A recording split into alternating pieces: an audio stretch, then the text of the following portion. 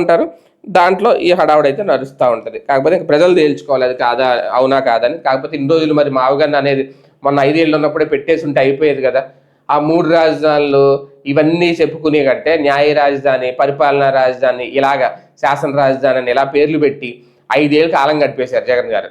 అదేదో అప్పుడే మావగన్ అనేసి చెప్పేసి అప్పుడే ఒక బిల్లు పెట్టేసి తీర్మానం చేసేసి ఉండుంటే అధికారంలో ఉన్నప్పుడు కేంద్రం ఆమోదించేసేది కదా.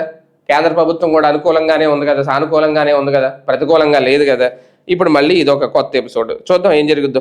ఇక రాధాకృష్ణ కబడ్దార్ ఒళ్ళు దగ్గర పెట్టుకుని రాతలు రాయండి.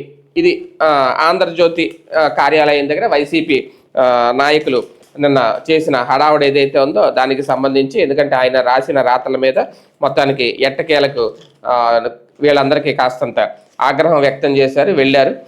మహిళలపై రాధాకృష్ణ వ్యాఖ్యలు ఉద్దేశపూర్వకం అంటూ తీవ్రంగా ఖండించారంట వైఎస్ఆర్సీపీ అధ్యక్షుడు వైఎస్ జగన్. ప్రజల్లో మావగన్ ప్రతిపాదనపై చర్చను దారి మళ్లించేందుకే అసభ్యకర భాష అనేది. వాళ్ళు ఏమంటారు, ఇలాగ వస్తే అసలు అమరావతి చట్టబద్ధత కల్పించాం కదా, దాని డైవర్షన్ కోసం వీళ్ళు చేస్తున్నారని వాళ్ళ ఆరోపణ. రాధాకృష్ణ కబడ్దార్ అంటే ఏబీఎన్ ఆంధ్రజ్యోతి చెత్త పలుకుపై వైఎస్ఆర్సీపీ శ్రేణులు కన్నెర్ర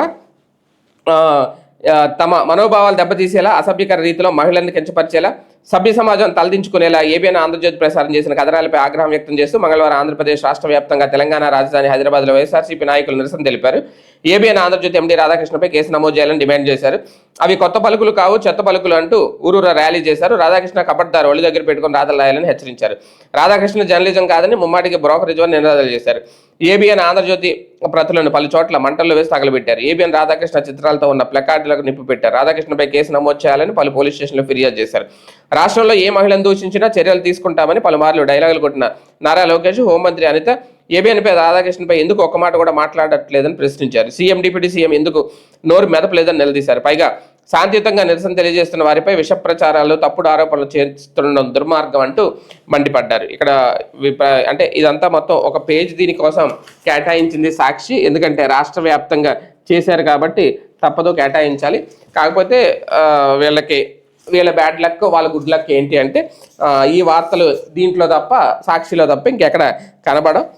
వీళ్ళ సోషల్ మీడియాలో కాస్తంత కనిపిస్తుంది. లేకపోతే అసలు వైసీపీ ఇలాంటి యాజిటేషన్ చేసిందని రాధాకృష్ణ గారు రాసిన రాతలు కూడా ఎవరికీ తెలియవు. అది ఎందుకంటే యాజిటేషన్ చేస్తేనే తప్పు అని తెలుస్తుంది, లేదంటే ఎవరికి తెలియదు. ఓకే, మొత్తానికి యాజిటేషన్ అయితే చేశారు.